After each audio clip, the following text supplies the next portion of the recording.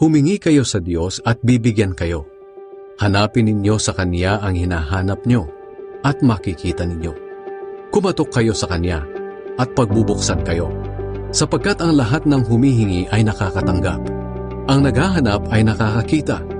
At ang kumakatok ay pinagbubuksan. Kayong mga magulang, kung ang anak ninyo ay humihingi ng tinapay, bibigyan ba ninyo ng bato? At kung humihingi siya ng isda, bibigyan ba ninyo ng ahas?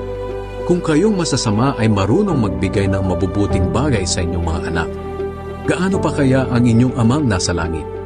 Ibibigay niya ang mabubuting bagay sa mga humihingi sa Kanya. Gawin ninyo sa inyong kapwa ang gusto ninyong gawin nila sa inyo. Ganyan ang tamang pagsunod sa kautusan ni Moises at sa mga isinulat ng mga propeta.